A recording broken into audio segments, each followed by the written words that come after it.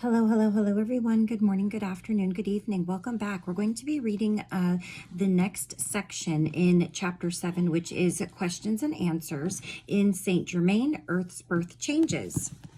So this will be our third section. I originally thought I could break this up into 2 to 3 videos, but it's going to be more like 4, since there's a lot of questions and some of the sections are longer than others. So in this video, we're going to talk about Jesus. Let's see what else. We're going to talk about what to do, and the do is in parentheses here. We're going to talk about life in fourth density, and we're going to talk about drugs. So let's see what St.Germain has to say regarding answering these questions about these specific things. All right, so the first question here's our section on Jesus. St.Germain, with respect to Jesus, was he the embodiment of eternal God? Answer. He was born into fourth density, into the understanding that is now termed superconsciousness, into that embodiment that was physical, but not as immersed in the three-dimensional understanding as third density entities. Therefore, as he came more and more unto an awareness of the light that he carried within his being, as he gathered more and more of that unto him, he became a manifester, a God exhibiting himself in that fashion, as a healer, creator of the elements. He spoke with his heart, that of his grander self, the totality of self, and came into an understanding of alter ego, the fearful, doubtful, angry, tinted part of oneself, during the 40 days in the desert. Tinted by power and greed and lust and all the things that alter ego brings into presentation. This is all right. He came into a harmonious understanding and acceptance and allowance of that part of himself through the light of his divine ego, and overcame this part of himself with light. Therefore, he embraced the totality of self to continue what it was he desired upon this plane, which was the illustration of what an entity can be if Christ consciousness is exemplified. Christ consciousness meaning the unconditional love and sovereignty together hand in hand. Unconditional love meaning humility and loving entities regardless of what judgment be upon them, and in sovereignty, exhibiting one's divinity, knowing that one is divine, that one is God. One is of God and one is God, you see? This Christ consciousness that was exhibited was a grand demonstration. It was for the purpose of guiding entities back unto themselves. After the ascension of this entity, those that are called apostles and disciples, they were fearful. They were in doubt of themselves and their own divinity, and they brought forward some manner of teaching that would give power unto that entity that they were in awe of and who they respected divinely, and this is all right. It is merely that they did not recognize themselves as divine. And it is desirous at this point in your time that all entities be brought into the knowingness of their divinity, of the Christ consciousness they carry. And this is why it is coming forward on your plane at this point in time, through fourth density and above. And this density that is prevalent, St.Germain is referring to himself, is seventh. The density that Jesus was born into was fourth and moved into seventh at the point of ascension. If you want to learn more exactly about the story of Jesus, there is a really great book by Dolores Cannon, and there's 2 of them. So the first one, I believe, is Jesus and the Essenes, and then the other one is titled They Walked with Jesus. And if you're familiar or if you're not familiar with Dolores Cannon, she was very well known as she did a lot of, let's see, what do I want to call it? Hypnosis, past life regression hypnosis. And in her many years of doing this, she came across people that lived at the time of Jesus, some that knew Jesus, some that were teachers of Jesus. A lot of people think that Jesus was born with all of these gifts, with all of what he had. But it wasn't until he came out of the desert, according to the teachings in this book that I've mentioned, that he actually was Jesus as we know him and as people celebrate him today.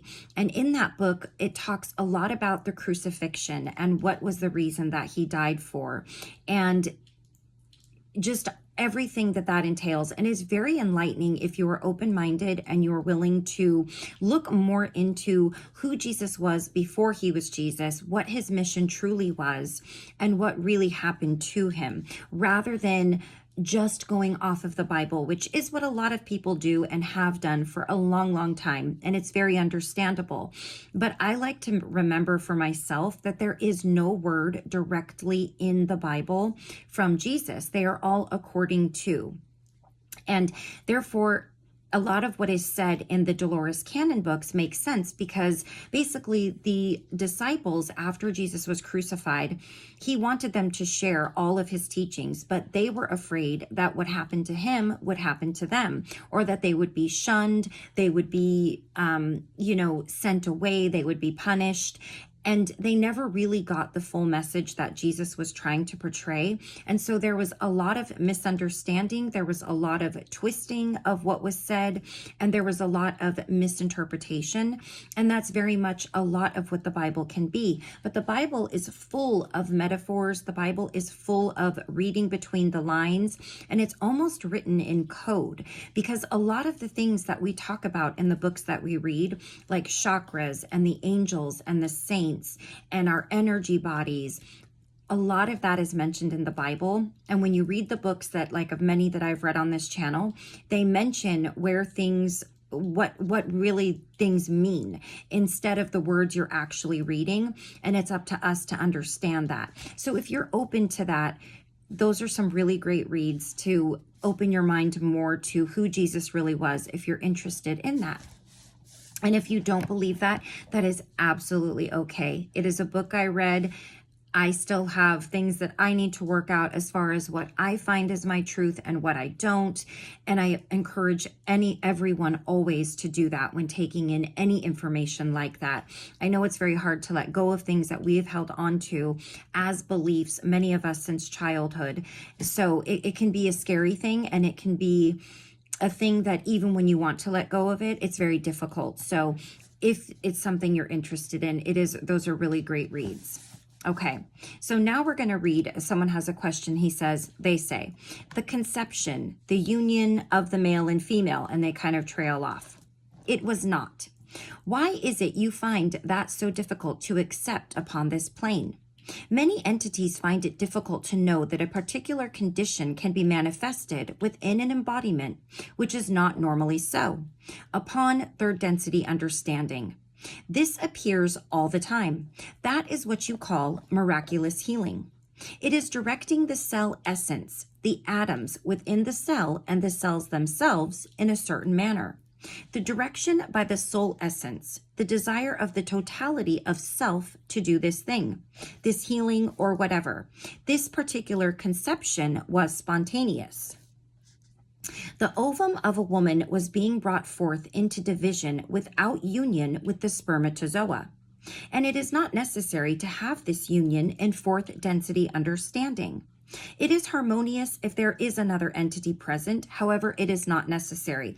So I think the person was asking, was there actually conception? Was it really an immaculate conception? And he's basically confirming that, yes, Jesus's conception was immaculate. It was what indeed they say it was. Okay. Now I lost my place because I stopped. Okay. For in fourth density, you may manifest your embodiment however you choose, and you may also manifest within your embodiment and that of a woman and ovum into spontaneous division and creation of essence. The soul essence of the entity known as Jesus was present within the womb of Mary and participated heartily in the assimilation of the embodiment. One more question, the legacy that he left. I understand that this was not the way he would have preferred it to be told. The crucifixion was merely the alter ego expressing judgment against divine essence that it was perceiving at that point in time. Do you see? It was alter ego, and there will be much polarization of this nature in this time. However, in order to avoid crucifixion again, it is all coming forward in a different manner this time. You have crucified many of the masters, not only the Master Jesus. All of them have been slain in one manner or another. All of them. Question. In one of your incarnations, you were Christ's father, Joseph, right? Not Christ's, Jesus's. Okay. Question. Do you still have contact with the entity that was Jesus? The entity known as Jesus is Sananda. That is the sixth density name. This is a master that is also coming forward at this point in your time, along with all the rest of us. Has either that entity or the entity we know as Mary incarnated since that time? In a manner of speaking upon this plane, however, it has been Tibet and it has not been widely advertised, as you would call it. There has been some traversing into the area known as Indus, and it has remained in that remote area. It is because of much of the drama that was created before through his coming. So it was for the designing of the understanding of the wisdom to be brought forward now. In other words, it was for gathering and garnishing the understanding as it is at this point in your time, so that we may present the knowingness in a different manner now.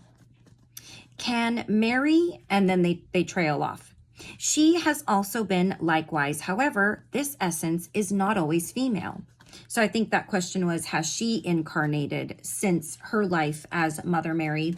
Has Jesus incarnated since his life as Jesus the Christ? And he is saying yes, but in a very remote place, and it was a totally different circumstance as to not draw attention the way that his last life did. Is this essence here and now at this time on this planet? Indeed, very prevalent, I might add. Do we have to pursue that at some other time, somebody is saying. So we'll have to talk about that more. And St.Germain is agreeing indeed. Now, what to do? And it's just one on each end of the word do. Question.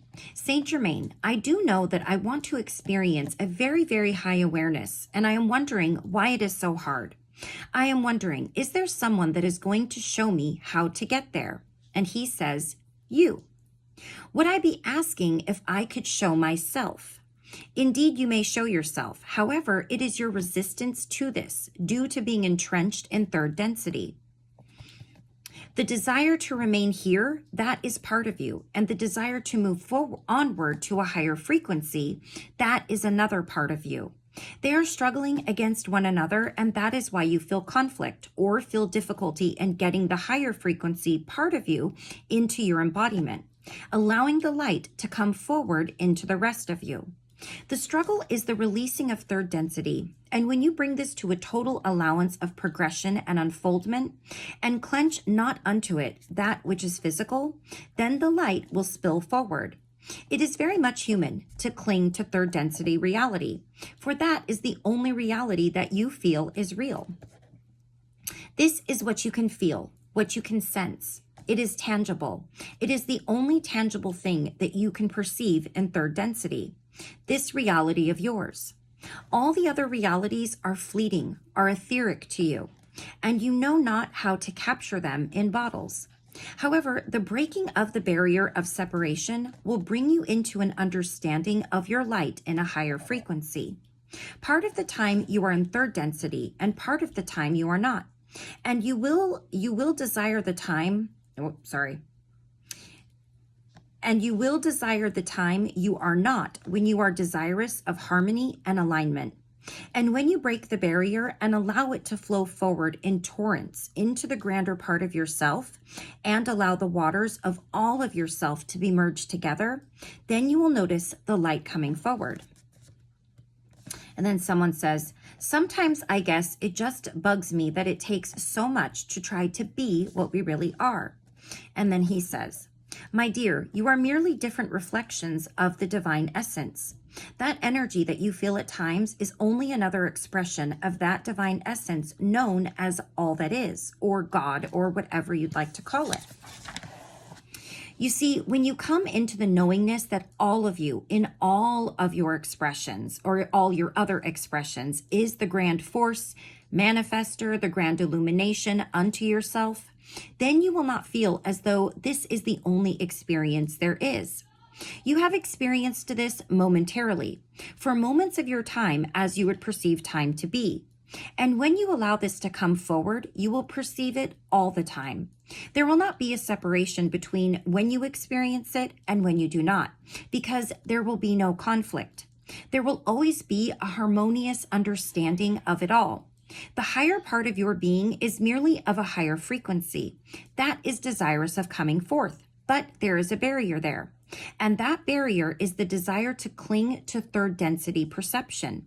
Listen to what I speak. Contemplate. You will come to understand. And then somebody says, but what I thought you said is that we have to leave this body in order to experience other dimensions. And he says, it is not necessary to leave this embodiment to go into other dimensions, for you may travel with the soul essence wherever you desire. When you come into fourth density, you will no longer have that body. And this is when you may take your embodiment with you, but you will no longer have this embodiment as it exists at this time. That's a head scratcher, at least for me. Question: why does it seem that each soul is left to struggle to obtain that knowledge on its own? Why could you not show it to the people? I am showing it unto you, my dear. And then they say, you are revealing it verbally.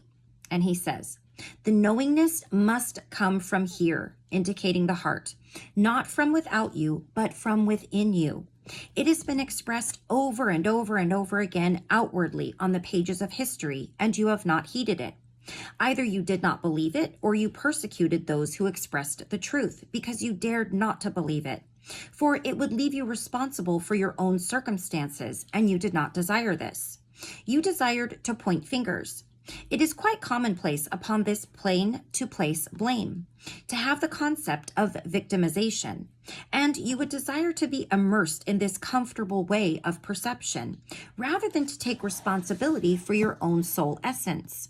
You are not left here, my dear, to struggle towards it. You are here because you chose to be here. You struggle because you choose to struggle. It is not a conscious choice. It is at soul level that you are choosing this thing.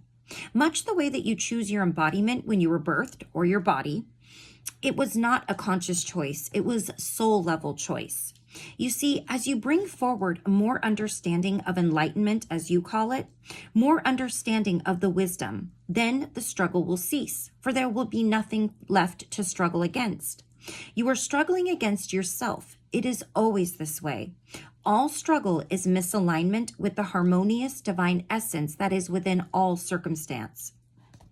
You see, you would call it the silver lining in every cloud, or a lesson to be learned in every circumstance.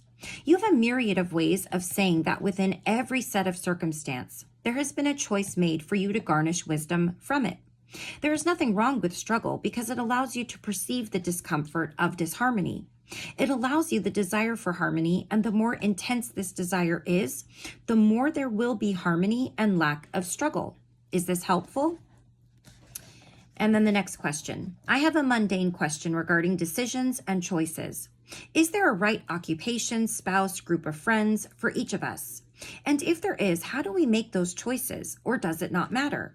Do we have the experience and take out of it what we are supposed to? And he says, of course it matters, because it is you that is involved in it. Right and proper is merely a judgment of the choices that you are making for yourself. Each entity is making its own choices and is immersed in the circumstances that result from this. And it is all wondrous, for human free will is divine, regardless of what that free will would indicate. There is cooperation among the essences also at soul level that are involved with you. So it is not a thing that is disharmonious to all. And when the experience has given you the understanding that you had desired, it will naturally dissipate. For example, your marketplace, you call it a job. It will naturally dissipate and you will move onward to something else. That will also occur with your companions, your mates. So the natural unfolding of events as they occur are the results of the choices that you have made, which are all divine. The judgment of right and wrong is exactly that, a judgment. Question. There are places in our lives where we come to decision points. When we are at those decision points, what can we keep in mind to make the right decisions? There is no right or wrong, my brother. The point of decisions that are either one direction or another. Your heart will take you there. Your mind will not.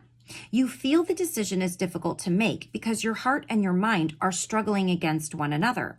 For your mind is third density. It is attached to the personality self. Your heart is of the density of all that is. It is attached to the desire of your soul essence and not the personality self. Therefore, follow your heart. That one piece of verbiage in your language is very divine. Follow your heart. For in doing that, you are following your soul unto all eternity. And the judgment of which is right and proper and which is utterly wrong will bring you heartache because it is pain within the soul. For the decision that the soul had desired was not made. Therefore, there was a disharmony created, which always results in the perception of pain. When realignment occurs, then you will have felt comfortable as it was or adapted to the decision you have made. All right? Okay, and I think this is our last... we have two more. So we're going to talk about on life in fourth density and then on drugs. Okay. So the first question on life in fourth density, what does our future look like? Your time will become less important to you in super consciousness. You will be releasing that restriction, for you will be in Godship, and the Lord God of your totality will be the master, and you will be in harmony with your life and all life. So when you are in this super consciousness, or as you would call it, the age of enlightenment, you may exist in your present embodiment for hundreds of years, for you will have enlightened yourself unto the wisdom of how to do this. When you release time, you also release age. When you perceive not time, you perceive not age. So, if you would choose to, you would exist on that physical dimension plane in fourth density as long as you desire. You need not become non-physical unless you desire to. What about sexuality? Grand question. It concerns many, I tell you. The merging of a physical embodiment will indeed occur in fourth density. It will be an expression of love of a fourth density understanding. That's very important. However, when it is merged, it will also be not only the merging of the physical embodiment, but the merging of the soul essence, of the light that will intermingle. It can be very much likened unto your works of fire. It has been depicted as that in your time. However, it will be felt as that when you have more light body. Your physical embodiment will have a glow. It will glow with light, which will be very much illuminated, and when that physical merging occurs, it will be joyous. But not only in physical ecstasy, but also in soul ecstasy. And the explosions that occur in all myriads of forms and fashion will also occur with your light bodies, and it will be felt unto all the other dimensions of expression. It will be transcending fourth density experience into all that is for a moment in time. Also, physical embodiment may be conceived in this manner, but it will be a bit different. There will be much more perception about the entity coming forth or birth. Also, the entity coming forward will not be brought forward in pain. Therefore, that which you call the conception will be a mutual choice between all entities involved, and it will be a very happy and ecstatic occasion for all. There will be no concern whether an entity's embodiment will be terminated before birthing, and there will be no concern for prevention of conception, because at this point in time, there will be no conception without agreement. And conscious agreement, not only at soul level as it is now, but conscious agreement of all parties. At that point in time, you will be coming unto what you call soulmate.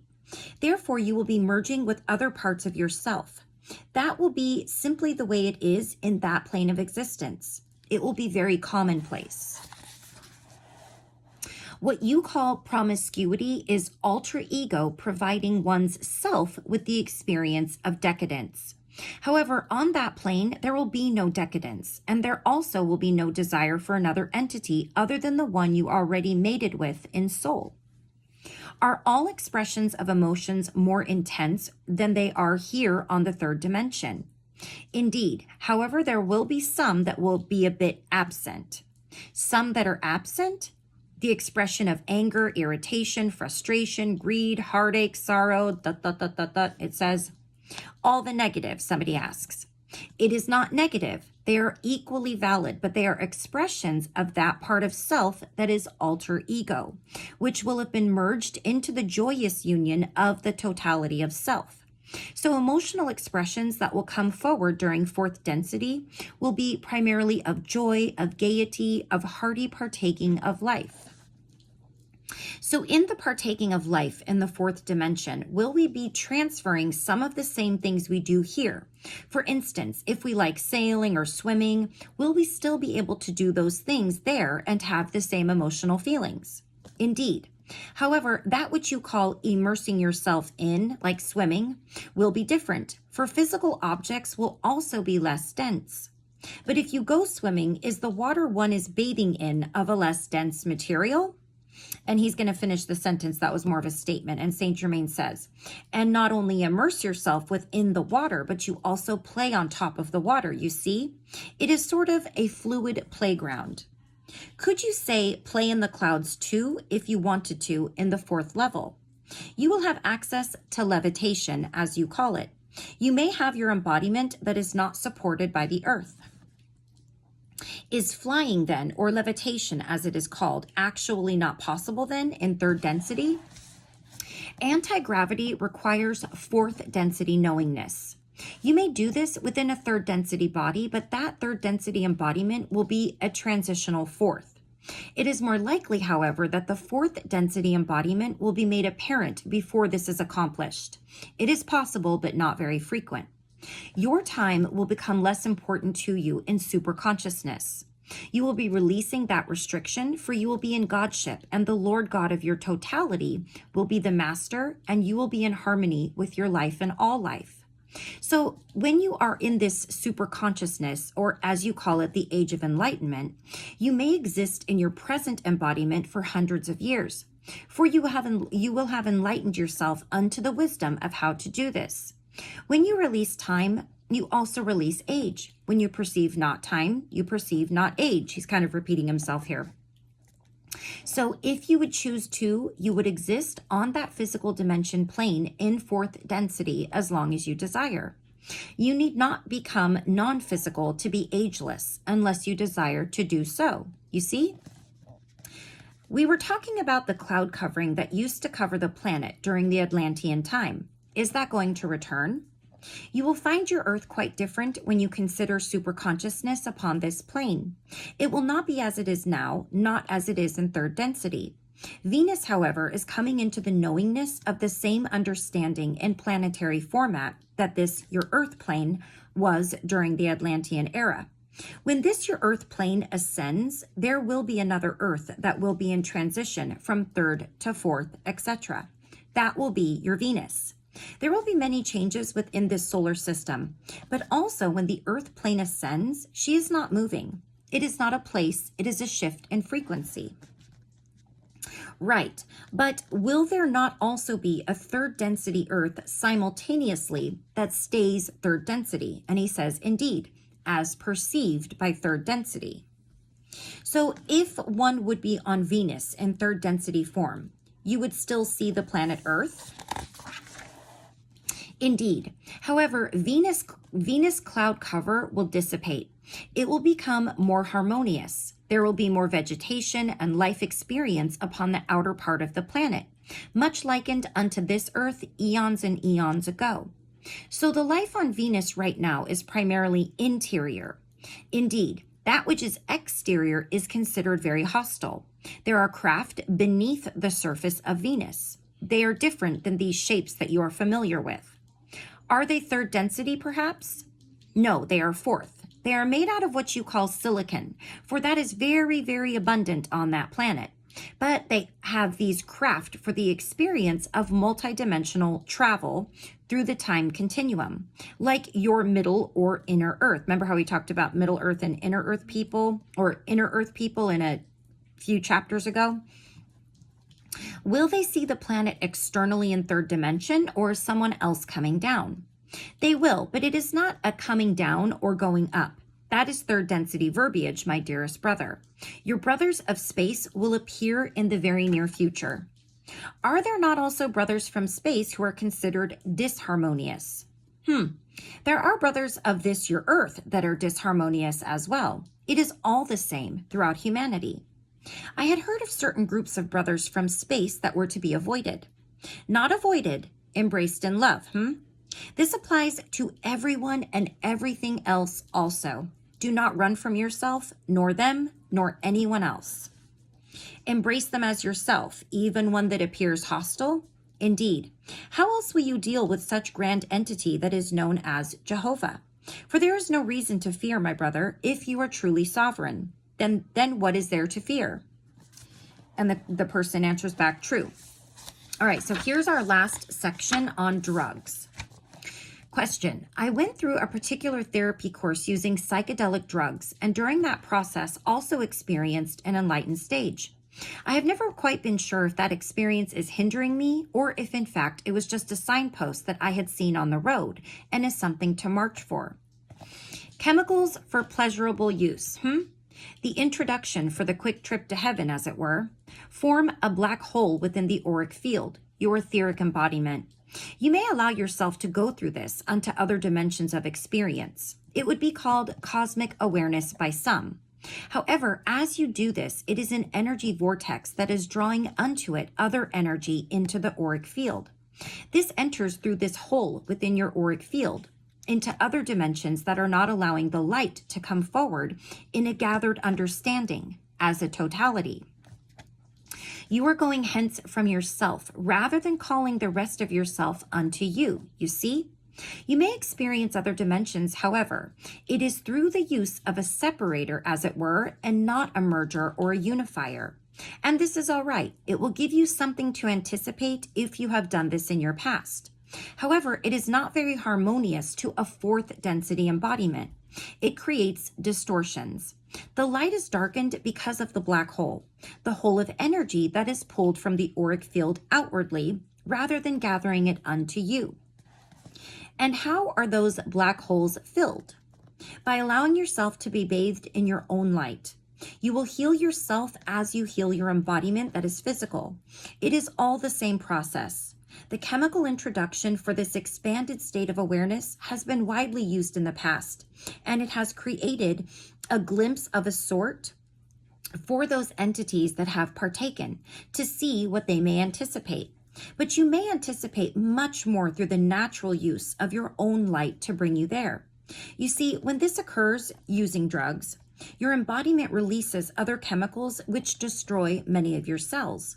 Therefore, a healing of the black hole within your auric field is required before progressing towards more light within you. So it is what you call a step backwards rather than forward as you would perceive it.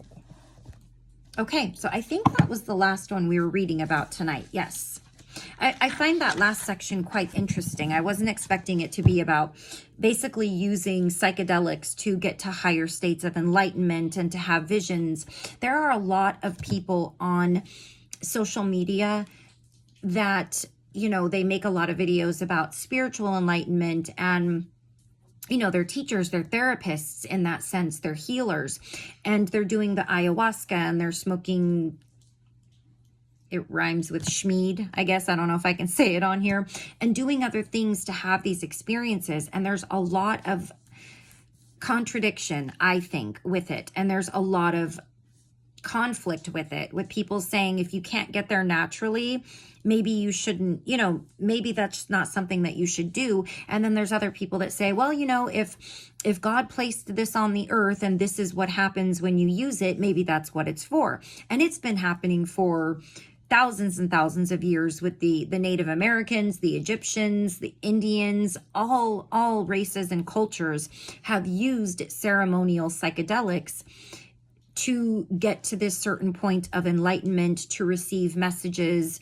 those sorts of things. So, but this, what he says, does make sense, because while you're doing something, whether it's natural or not, if it is creating damage, yes, it's really great while it's happening, but then you have to go and you have to keep working on yourself in other ways, but now you have to fix that which you've caused an issue in your auric field and also with your body. So it's a step backwards, as he said. So that's just something to think about. Anyways, we're going to finish up the last section of questions in the 4th video. And in that next video, we're going to talk about the inner earth people, ascension levels and densities. And what else? AIDS. And on name changes. So yeah, and this is a little bit of a shorter one, so I think this will be our longest one of the 4, but that's okay. I love these questions and answers, and I hope that you do too. I hope they really do make you think and make you kind of step back and wonder, right? Because it's a lot of new information, and it's a lot of different information, at least for myself, rather than the things that I've traditionally been taught. And of course, a lot of this is not in our history books. It is to be learned in other ways if you're open to it. So until next time, please take care of yourself. Please take care of those around you. And I will see you again for the last segment of Chapter 7 in Earth's Birth Changes with St. Germain. Take care. Bye-bye.